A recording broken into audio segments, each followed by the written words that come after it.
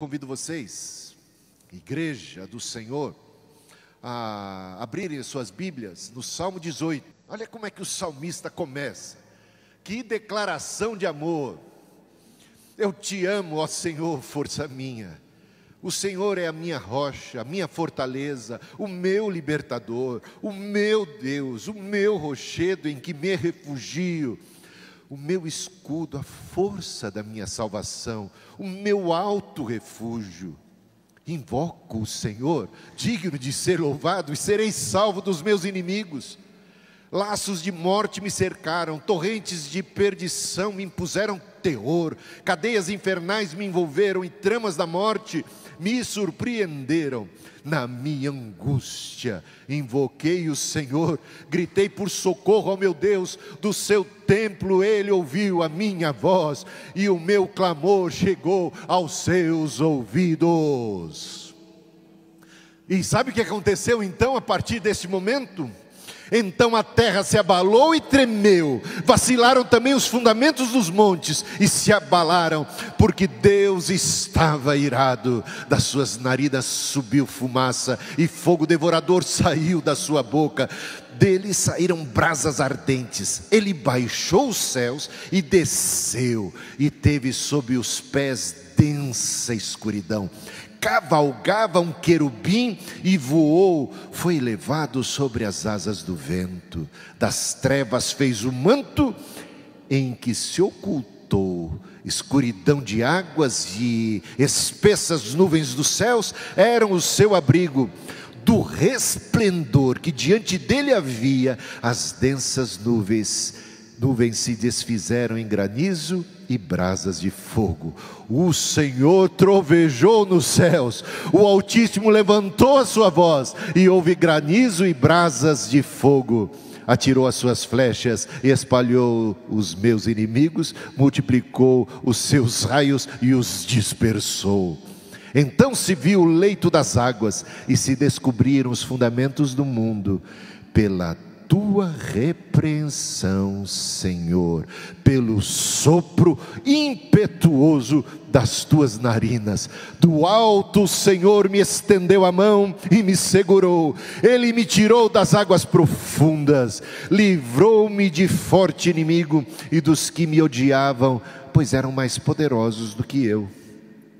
Eles me atacaram no dia da minha calamidade, mas o Senhor me serviu de amparo. Trouxe-me para um lugar espaçoso, livrou-me, porque Ele se agradou de mim. O Senhor me retribuiu segundo a minha justiça, recompensou-me conforme a pureza das minhas mãos, pois tenho guardado os caminhos do Senhor, e não me afastei perversamente do meu Deus. Porque todos os seus juízos estão diante de mim, e não rejeitei os seus preceitos. Também fui íntegro para com ele, e me guardei da iniquidade. Por isso o Senhor me retribuiu segundo a minha justiça, conforme a pureza das minhas mãos na sua presença. Para com quem é fiel, fiel te mostras. Com o íntegro, também íntegro.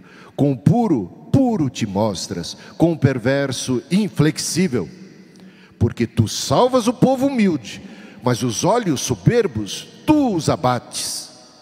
Porque fazes resplandecer a minha lâmpada. O Senhor meu Deus derrama luz nas minhas trevas. Pois contigo posso atacar exércitos, com o meu Deus salto muralhas. O caminho de Deus é perfeito, meus amados irmãos. A palavra do Senhor é confiável. Ele é escudo para todos os que nele se refugiam. Pois quem é Deus além do Senhor? E quem é rochedo a não ser o nosso Deus? O Deus que me revestiu de força e aperfeiçoou o meu caminho.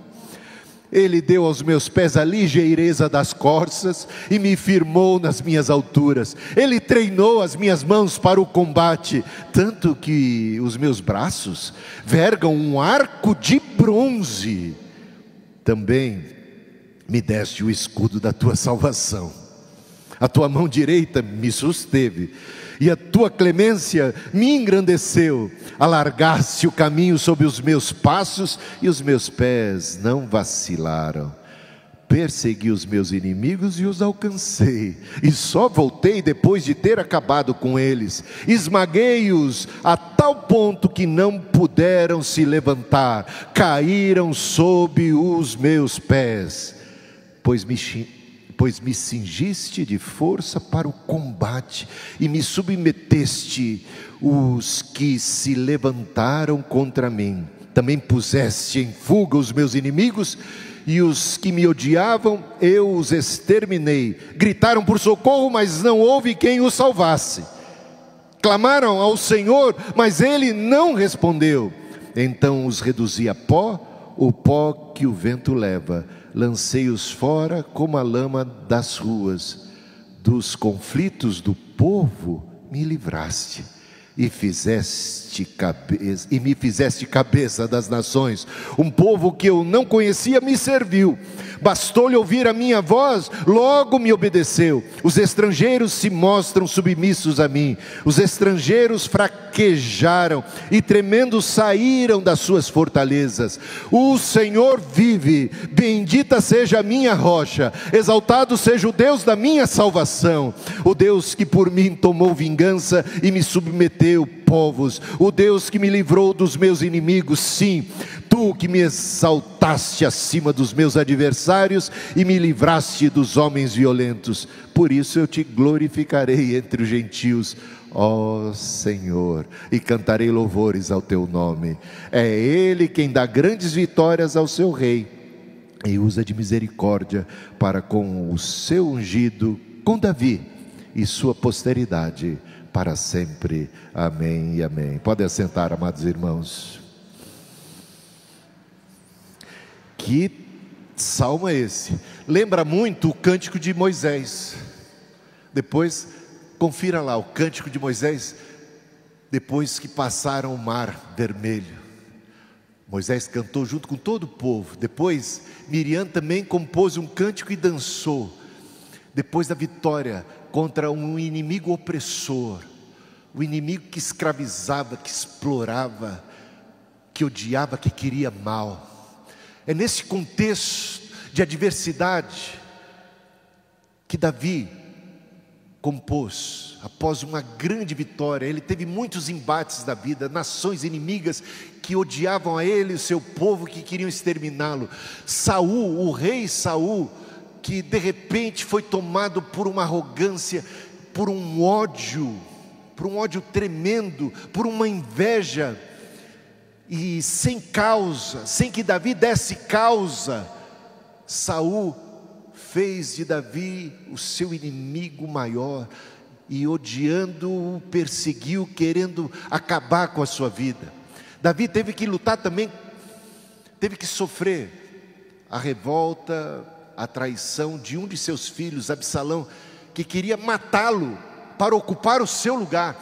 Então, tendo Davi passado por todas estas provas e vencido, ele compõe essa canção, que é uma canção num contexto em que os inimigos perseguem sem justa causa. Você já foi injustiçado?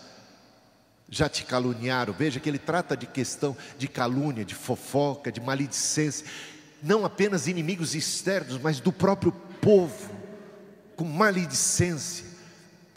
Tantas setas e tantos dardos inflamados do maligno se levantaram contra este, que desde pequeno cresceu no contexto da fé, aprendeu com seu pai, aprendeu com a sua mãe, as histórias do povo de Israel, os testemunhos de seu próprio pai e mãe a respeito da bondade, da fidelidade, do poder, do cuidado, da provisão de Deus.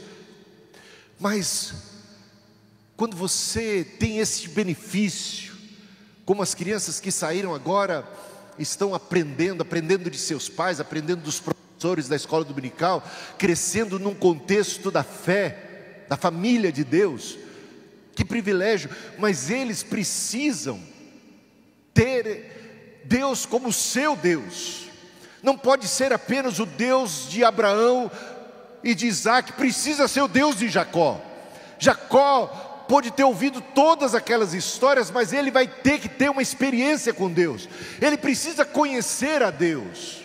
Por isso a Bíblia nos desafia: ó, provai e vede que o Senhor é bom. Você precisa ter a experiência de Deus ser o seu Deus, não apenas o Deus do seu pai, não apenas o Deus dos antepassados, dos apóstolos, dos profetas, mas o seu Deus em especial, em particular, uma experiência viva com Deus, que o levará a glorificar o nome de Deus. Ele ama a Deus porque Deus o amou. Ele ama a Deus porque Deus o livrou. Ele ama a Deus porque ele aprendeu que Deus é fiel e a sua palavra é fiel. Ele ouviu no passado um profeta chegando e buscando na casa de seu pai um dos filhos que seria ungido para ser o futuro rei de Israel. E os irmãos mais velhos foram apresentados e o pai de Davi se esqueceu do próprio Davi. Até o pai dele se esqueceu dele. Mas o Samuel, orientado por Deus, disse: não é nenhum desses. Você não tem mais nenhum filho, não? Sabe o esqueceram de mim? Aí lembrou. Esqueceram do Davi. Aí, tem mais um sim, mas é para ser ungido rei mesmo. Então nem pensei que ele fosse candidato a isso, a tanto. Humilde, Davi se apresentou, e era ele. E ele foi ungido rei, e Deus fez promessa de que ele seria um dia rei. Mas de repente, meus irmãos, você vence o leão, você vence o...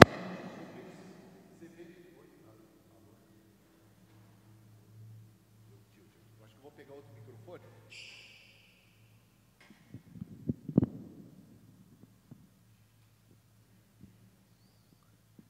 Som. Você vence o Golias, o gigante Golias. Você vence o Golias. E aí de repente você fala: olha, Deus está cumprindo a promessa dele na minha vida. Você casa com a filha do rei. Tudo isso aconteceu com Davi. Ele está no caminho, mas de repente a ira, a inveja, e ele passa a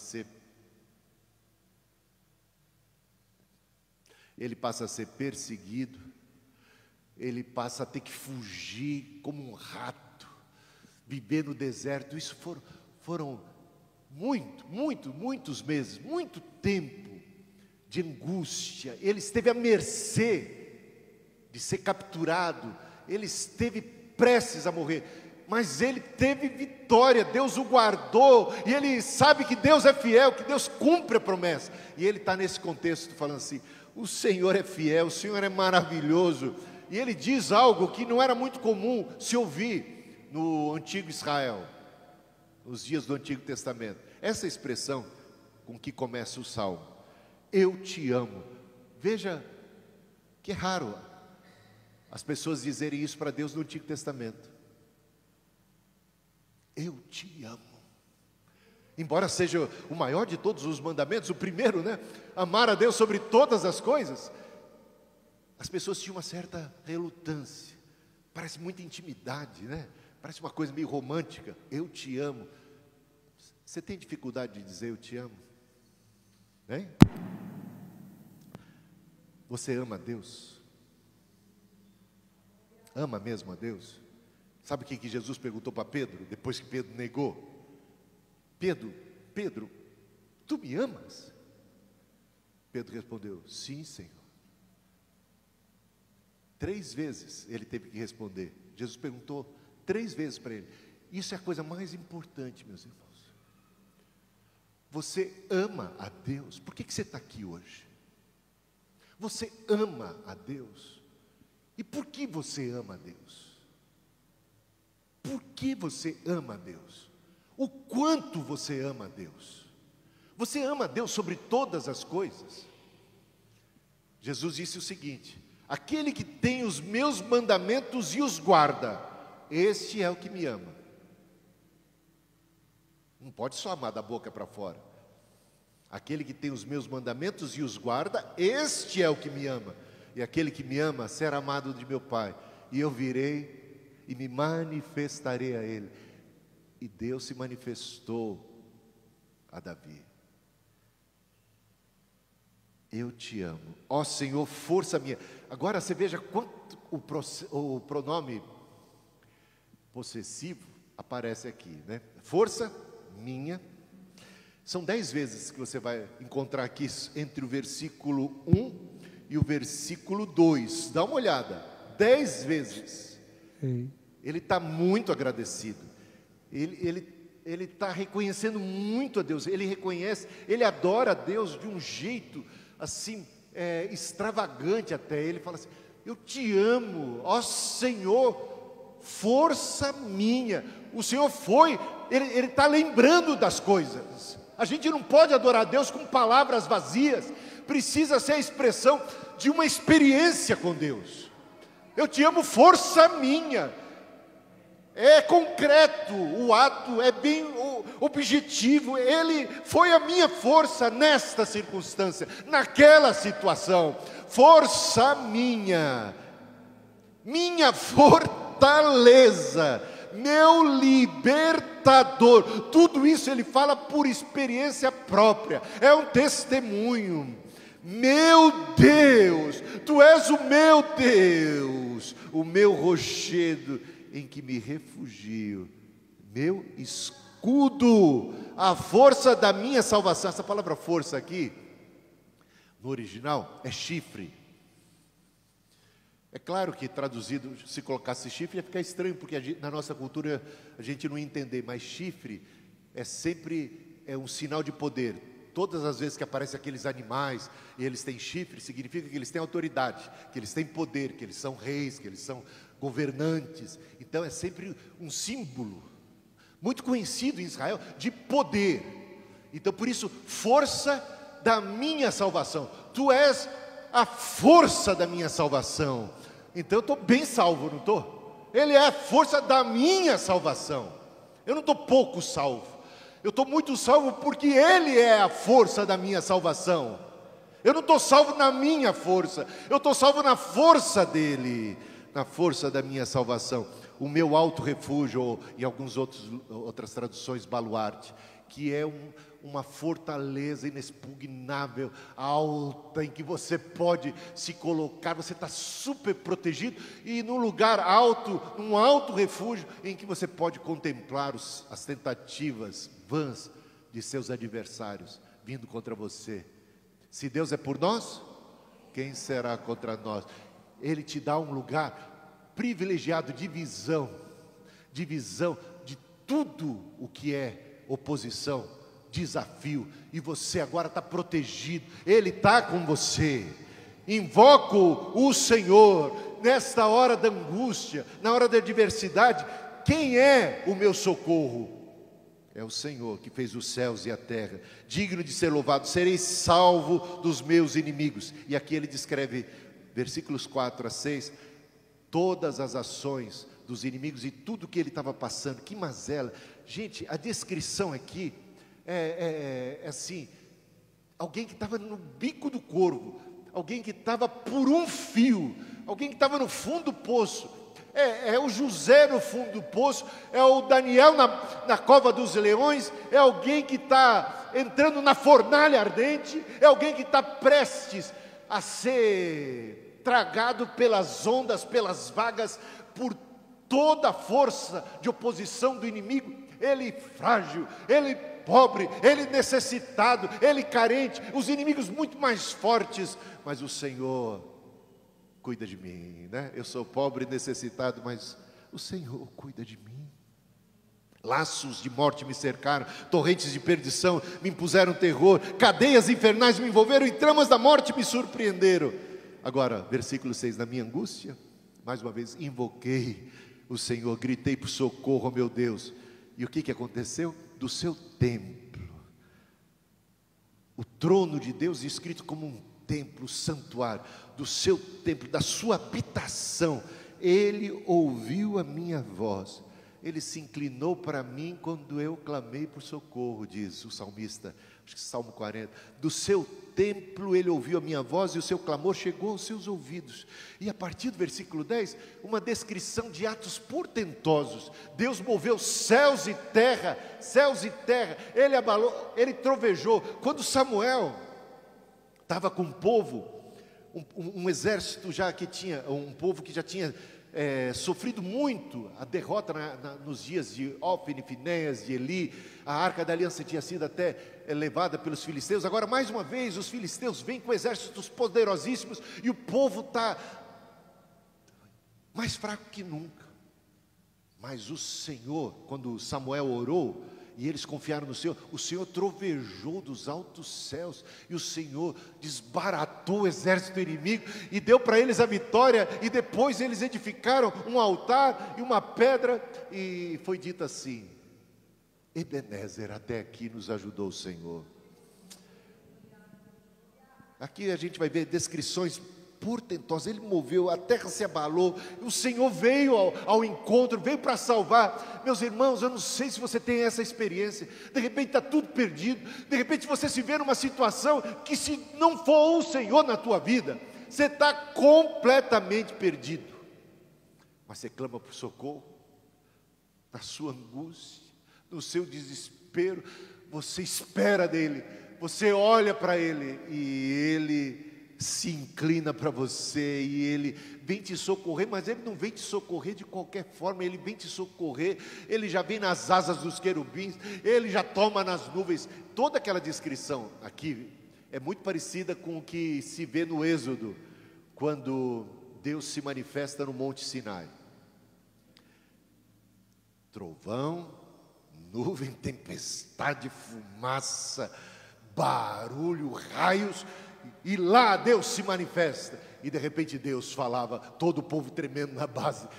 Deus se manifestando de maneira portentosa, Deus vindo, é uma teofania, é uma manifestação de Deus, Deus vindo com muito poder, com muita glória, Deus vindo, Deus arrebentando a boca do balão. Não tem para ninguém. Quem é Deus senão o Senhor? E quem é rochedo como o nosso Deus? É essa a ideia. Ele vem, meus irmãos, e quando ele vem não tem para ninguém.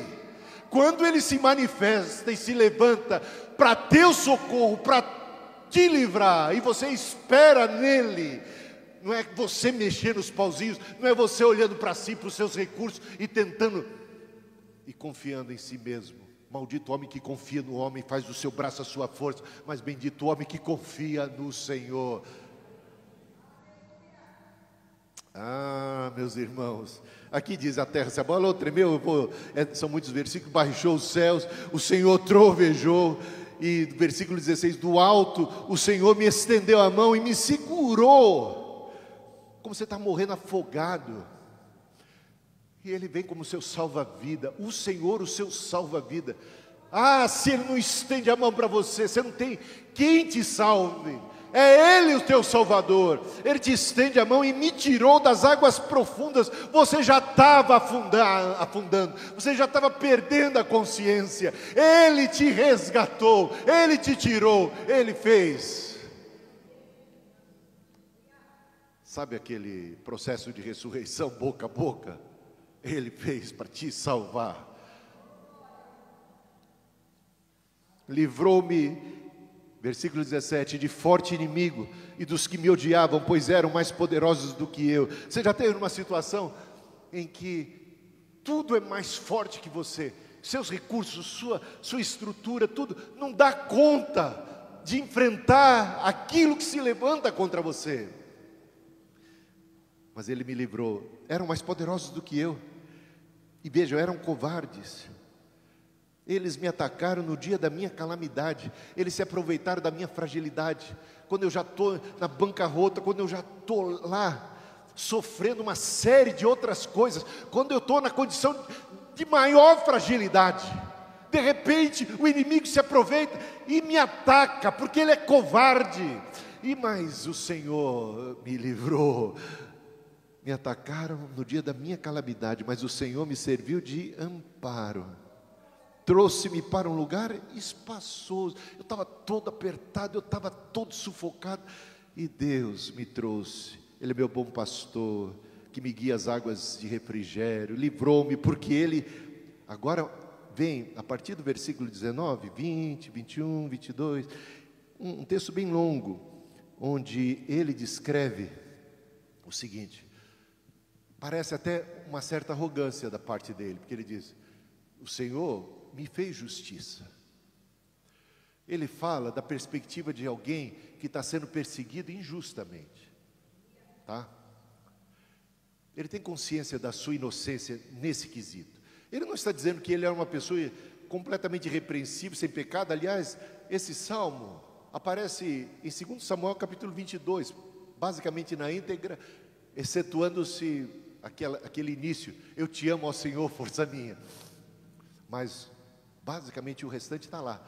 E em 2 Samuel é descritos muitos pecados de Davi, pecados gravíssimos. Então a gente sabe que Davi não era uma pessoa irrepreensível em todo sentido. Ele era também um pecador. Ele tinha as suas fraquezas.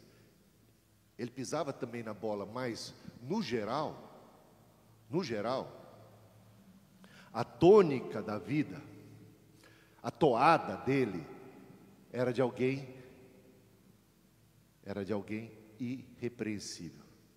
A toada dele era de alguém que temia ao Senhor, era um homem segundo o coração de Deus, alguém que, uma vez repreendido pelo Senhor, dá ouvidos, ao contrário de Saul.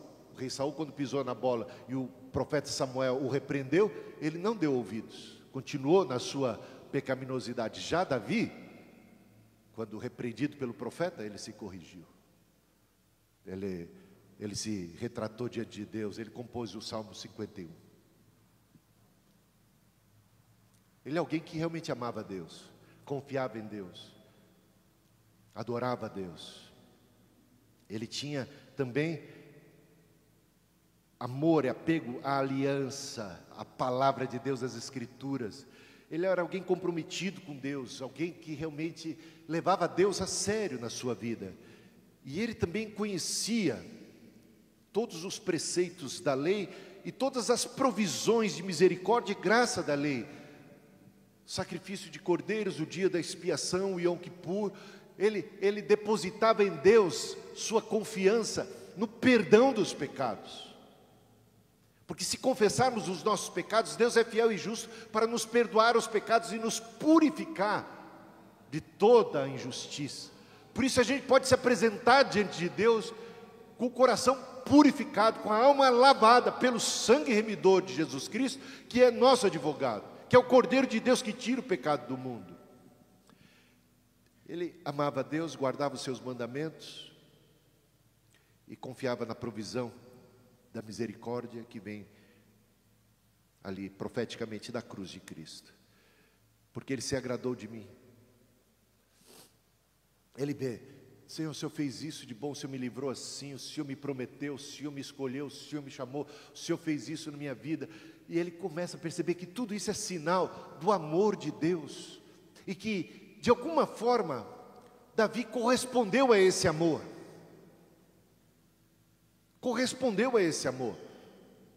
Ele respondeu de maneira positiva nessa circunstância, naquela outra circunstância, ou seja, na sua vida como um todo. Ele se agradou de mim, o Senhor me retribui segundo a minha justiça. De alguma maneira ele entende, eu não sei se você já passou por isso, mas eu já passei. Eu acredito que cada um de nós já deve ter experiência nesse sentido, de ter estado numa situação adversa, onde as pessoas malignamente tramam contra você, ou por inveja, que é muito normal você sofrer o ódio dos invejosos, por ciúmes, ou por ambição, ou porque te vê como um obstáculo, pessoas que vêm e querem o seu lugar, ou querem e se levantam de todas as formas malignas possíveis, e te caluniam, levantam todo tipo de falso testemunho contra você, e querem te derrubar, querem te massacrar, querem te destruir.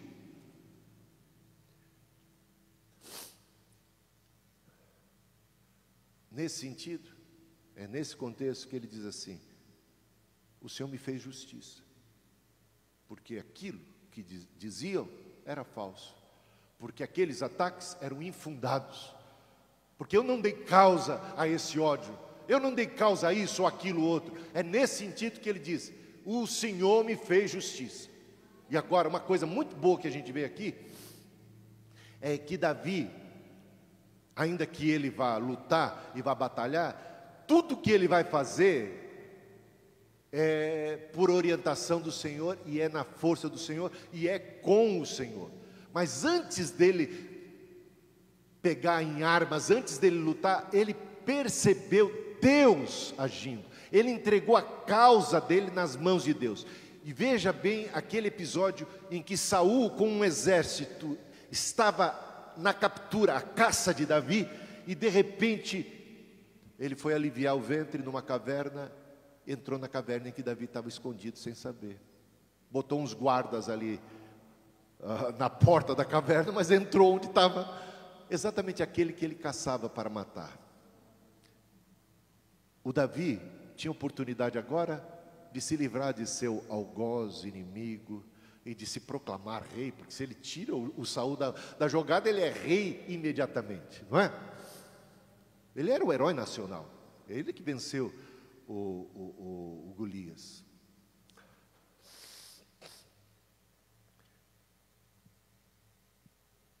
Ele corta até um pedaço, o Saul está tão à mercê, o rei Saul está tão à mercê de Davi, que Davi, de maneira discreta, vai, se aproxima, corta um pedaço da roupa do Saul.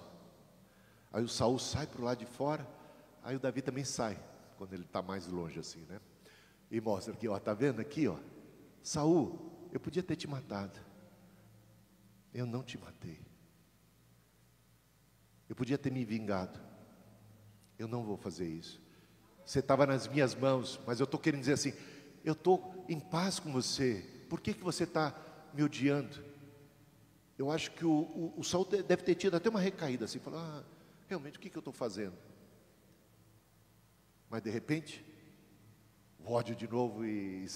Cadê? Eu deixei ele escapar de novo? Não, me arrependo de ter deixado ele embora. Vai capturá-lo.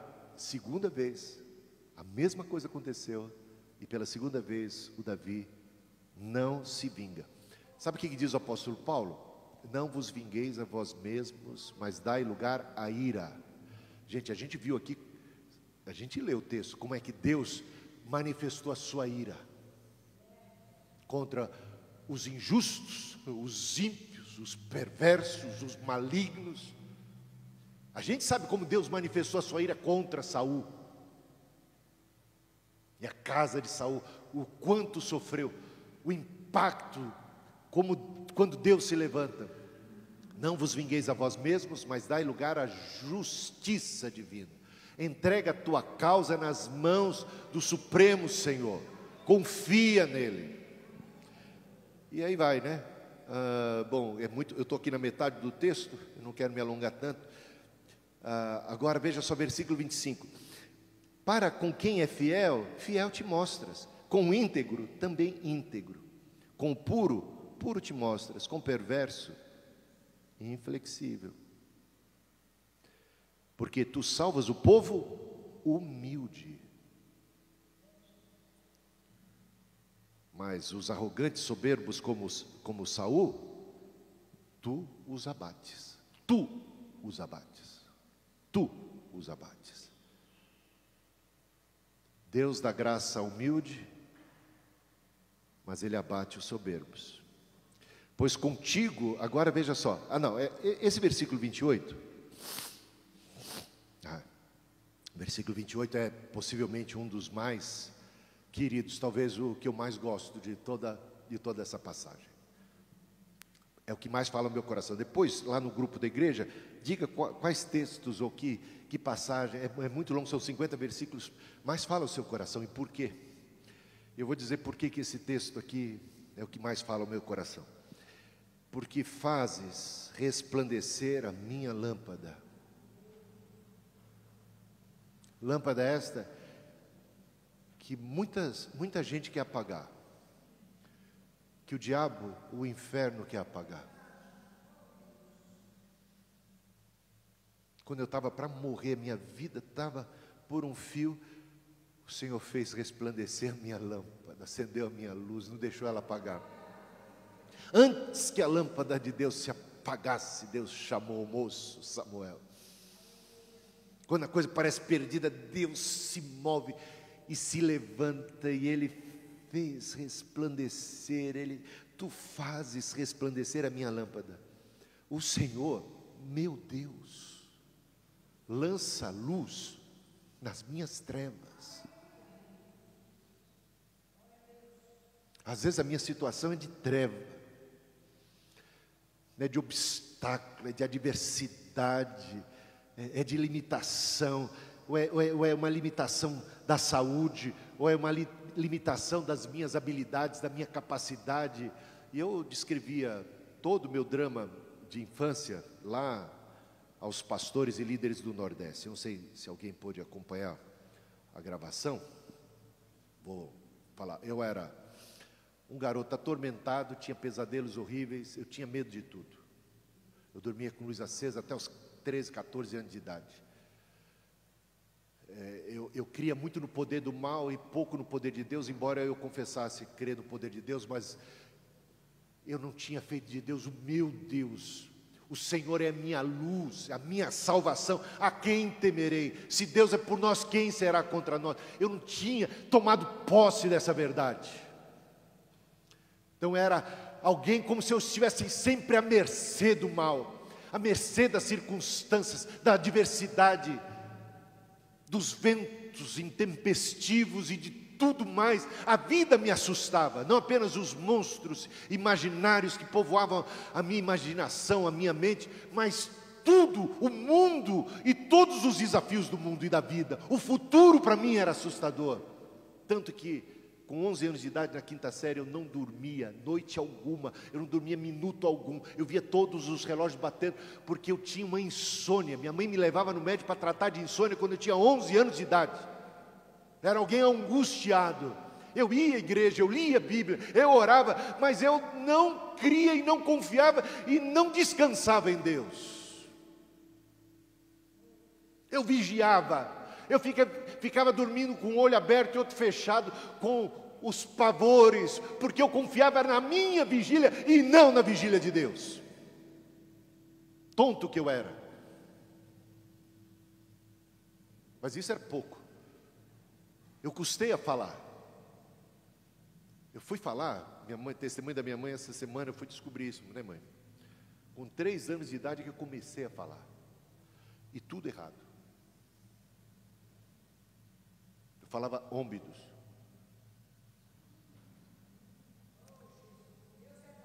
Eu gaguejava. Está vendo eu falar e ler? Eu era um horror na escola, nos primeiros anos. Tinha um mau pavor, porque chamava-se à frente para ler, eu gaguejava. Aí é que eu gaguejava mais, que eu ficava nervoso. Falava errado, eu gaguejava. Eu era angustiado, eu tinha pesadelos, eu tinha... E aí entra na adolescência os complexos. Sofri bullying. Bem, não tinha nenhuma mensagem contra bullying no começo da década de 70, com 6, 7 anos de idade. Os apelidos, os mais variados possíveis. Cabeção era de preferência. Todo tipo de piada, lá veio o Cabeção, você viu o Cabeção por aí. Não fica triste não, meu filho. Você não tem cabeça grande não, mas pega o seu boné e traz a feira, né? No bonezinho. Então, caixa d'água, todo tipo de mazela. Para um garoto que já é inseguro por si. Na primeira série, gente, antes de chegar na adolescência, na primeira série, aí você pode pensar que eu sou inteligente. Eu acho que eu sou mesmo.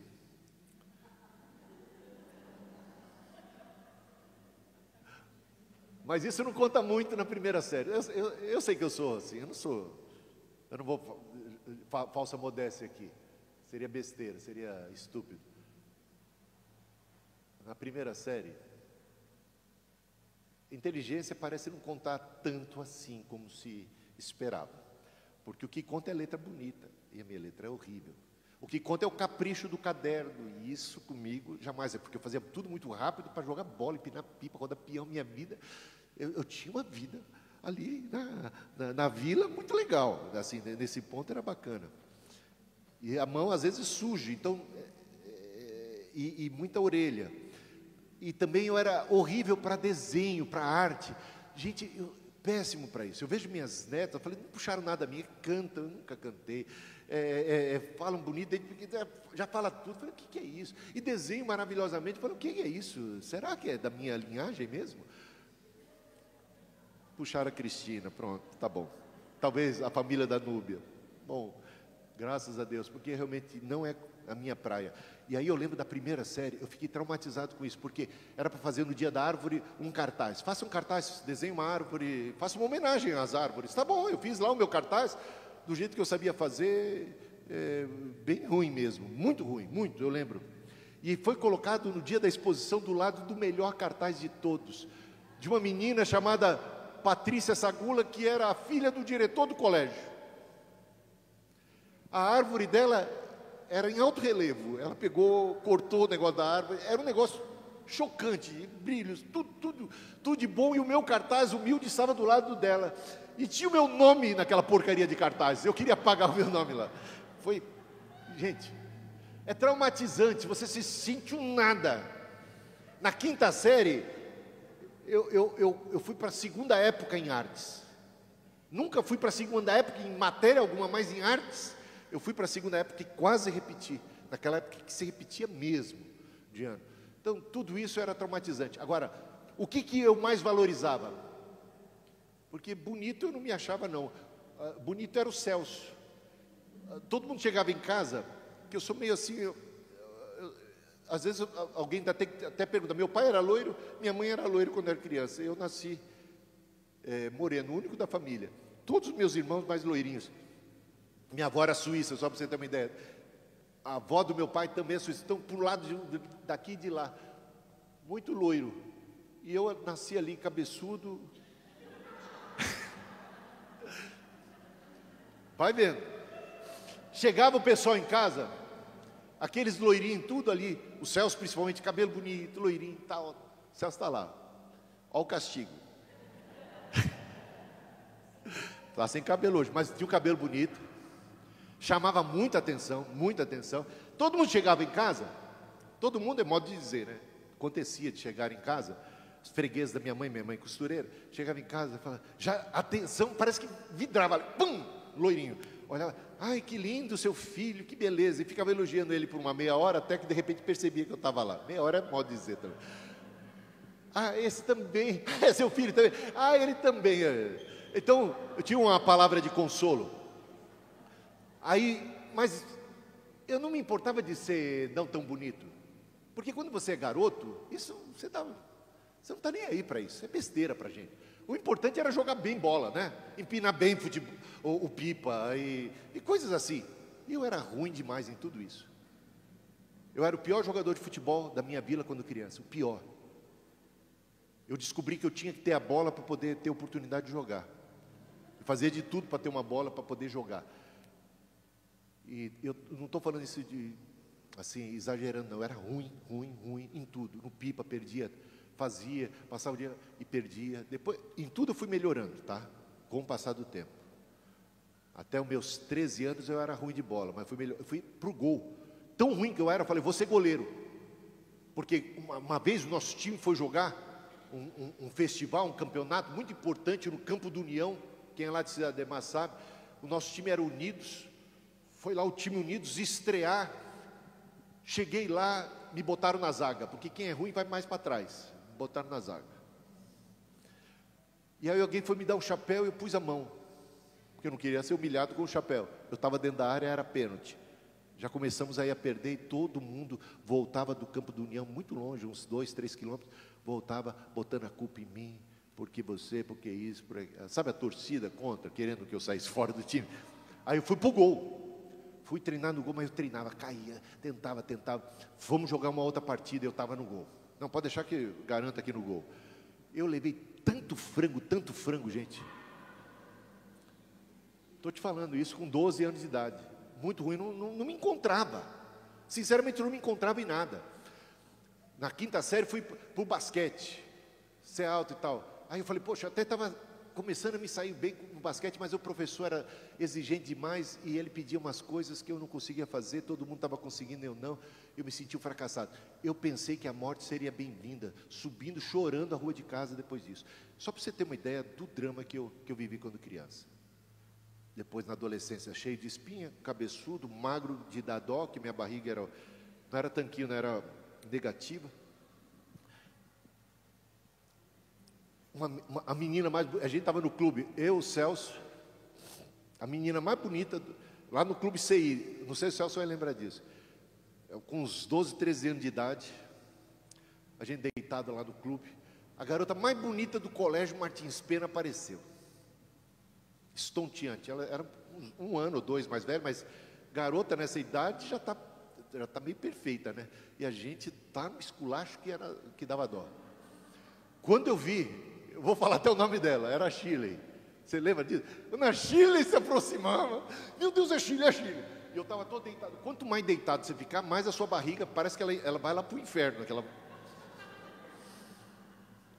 Não é? Deitadão, dá um negócio, sério, eu vi a Shirley se aproximando, falei, nossa, tal, porque a gente não queria passar feio, aí você tenta estufar um pouquinho a barriga, fazer uma outra posição, ela está chegando, ela vai passar, e ela não estava nem aí para a gente, nem que eu, fosse qualquer coisa, mas é isso que aconteceu, uma timidez doida, tudo isso, obstáculos tremendos para mim, tanto que eu tive dificuldade de pedir a Cristina em namoro. Nunca pedi a Cristina em namoro. Eu não tinha ousadia. Eu não tinha coragem de nada. Eu tinha medo de levar um fora, porque para mim levar um fora seria acabar com a última esperança, um fio de esperança que eu ainda tinha de um dia namorar com ela. E de repente, se eu assim chegasse junto, eu poderia levar um fora e eu ficaria arrasado. E isso tudo também tem a ver com orgulho. A timidez tem muita ligação com orgulho, porque eu estou me protegendo, porque eu não quero me expor ao ridículo e tal. Então, tudo isso terrível, me limitando. Cheguei na igreja, eu sentava lá atrás que nem alguém que fez aniversário ontem. Lá atrás. Estou de zoeira aí, com o Leandro. Mas eu não sei porque você está sentado aí atrás, tal, mas eu sei porque eu sentava, porque eu não queria que o pastor me chamasse para orar. Acho que eu vou te chamar, Leandro, para fazer o teste. Eu não queria que o pastor me chamasse para orar. Eu não queria fazer uma oração na igreja. Pregar, nem pensar. Eu nunca pensei em ser pastor. A Cristina, quando casou comigo, ela casou com alguém que não tinha a menor ideia que um dia seria pastor. 3 meses depois, fui chamado para o ministério. Né? Então, tudo eu tinha medo. Eu trabalhei 8 anos na Record.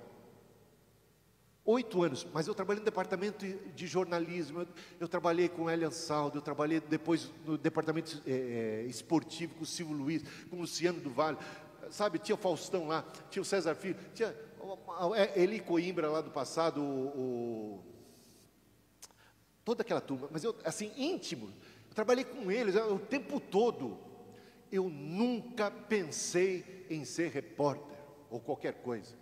Nem para escrever, eu tinha medo de meu texto fosse exposto, de falar em público, mas nem pensar, nunca passou pela minha cabeça. Quantos obstáculos, quantas trevas, mas o Senhor lança a luz, Ele resplandeceu sobre as minhas trevas. Sabe o que eu aprendi? Quando eu sou fraco, aí é que eu sou forte. A minha força vem do Senhor, o poder de Deus se aperfeiçoa na fraqueza. E se hoje você me vê falando aqui, você não acredita que eu era gago e que eu não queria falar, hoje eu não vejo a hora de falar. Sexta-feira eu estou gravando mais um programa na televisão, vou para o rádio, eu já preguei no Ibirapuera para 8, 9 mil pessoas no encontro, ou seja, eu já tive em vários lugares. Gente, Deus me deu uma ousadia que não era minha, Ele operou na minha vida, e Ele opera na tua também. A gente não deve se limitar A gente não deve dar ouvidos ao que os outros dizem, ou que as circunstâncias de repente nos condicionam. Nós podemos dar um salto e fazemos isso pela glória de Deus. Ele lança luz, Ele é a minha luz, Ele é a minha salvação. Todos esses obstáculos puderam ser superados, graças a Deus. E num caso meio desesperador, que era o meu, se eu tive sucesso, eu tributo isso a Deus. Isso também é uma esperança para quem esteja em situação semelhante ou diante de muitas adversidades. O caminho, aí eu posso olhar para trás e dizer assim: o caminho de Deus é perfeito. Davi está dizendo assim: olha, passei por tudo isso, e aonde eu cheguei, glorificado seja o nome de Deus. Ele me sustentou. A palavra do Senhor é confiável. Ele prometeu e cumpriu. Ele cumpriu na minha vida a promessa. Ele cumpre na minha vida a sua palavra. Ele é fiel. E versículo 32: o Deus que me revestiu de força, foi isso que aconteceu comigo. Ele me revestiu de força que eu não tinha, aperfeiçoou o meu caminho, deu aos meus pés a ligeireza das costas. Eu melhorei no futebol, hein? Melhorei no futebol. Quando eu era nem escolhido, não sei se tem meus amigos aí pela internet para testemunhar, mas eu cheguei a ser o primeiro a ser escolhido. Primeiro a ser escolhido, na vila. Superação, deu ligeireza aos pés, deu uma habilidade que eu não tinha, para falar, para viver, para fazer, para ministrar, para ensinar, até para namorar Ele me ajudou. Firmou nas minhas alturas. Ele não apenas me elevou, Ele me sustentou lá. Treinou as minhas mãos para o combate. As armas da nossa milícia não são carnais. Revista-se de toda a armadura de Deus, para você combater o mal, o inimigo, as adversidades. E a nossa luta não é contra carne e sangue, mas é contra os espíritos malignos que atentam contra a nossa integridade. Tanto que os meus braços vergam um arco de bronze. Gente, um arco de bronze, para você vergar, haja força. E é pela graça de Deus que a gente consegue essa força. Também me deste escudo da tua salvação, a tua mão direita me susteve, e a tua clemência me engrandeceu. Alargaste o caminho sobre os meus pés. E é tudo que Deus está fazendo, né? E aí a gente consegue, pela força de Deus, vencer esses obstáculos, vencer essas adversidades, vencer. Com o Senhor eu salto muralhas, pois me cingiste de força, versículo 39, para o combate, e me submeteste os que se levantaram contra mim. Pusestes em fuga os meus inimigos. Esses inimigos clamam ao Senhor. Lembra que o texto começa com a adversidade de Davi, e ele clama ao Senhor, e o Senhor ouve. Agora os inimigos chegam num ponto de desespero tal, que eles vão clamar. Mas olha, meus irmãos, buscai o Senhor enquanto se pode achar, invocar enquanto está perto. Tem gente que apronta tanto, que chega a cometer um pecado imperdoável, um pecado contra o Espírito Santo. Eles clamam, mas agora não são mais atendidos. Acabou para eles a oportunidade. Mas enquanto é tempo e vida, há esperança. Se hoje ouvides a sua voz, não endureçais o vosso coração. Clamaram, versículo 41, mas Deus não respondeu. Por quê? Porque agora o juízo se abateu sobre eles, o juízo de Deus. Aí dos conflitos do povo, e agora não é só os inimigos estrangeiros, os estranhos, mas às vezes do contexto ou familiar, ou do contexto da igreja, ou do contexto da vizinhança, ou do contexto do povo. Me fizesse cabeça das nações, e esse texto se cumpre, essas promessas se cumprem em Cristo, esse descendente por excelência, esse filho de Davi. E bastou-lhe ouvir a minha voz, logo me obedeceu. Os estrangeiros se mostram submissos a mim, os estrangeiros fraquejam e tremendo saíram de suas fortalezas. E por fim, versículo 46, toda essa experiência, tudo isso deu para Davi uma certeza de que ele, Deus, vive. Você sabe que Deus é vivo? Deus vive, bendita seja a minha rocha. O Senhor vive. Exaltado seja o Deus da minha salvação, o Deus que por mim tomou vingança. A vingança pertence ao Senhor. Me livraste dos homens violentos e de toda... Te glorificarei entre os gentios. Esse texto é utilizado pelo apóstolo Paulo em um dos seus sermões, lá em Atos dos Apóstolos. Cumpre-se tudo isso em Cristo, é Ele quem dá grandes vitórias ao seu rei, e esse rei é Jesus, e aos seus descendentes, e toda a sua descendência.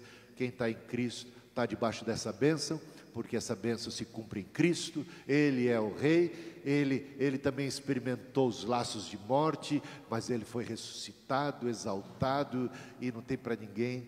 Ele é o Senhor, e todo mundo que está em Cristo pode experimentar essa bênção, essa segurança e essa paz. Amém?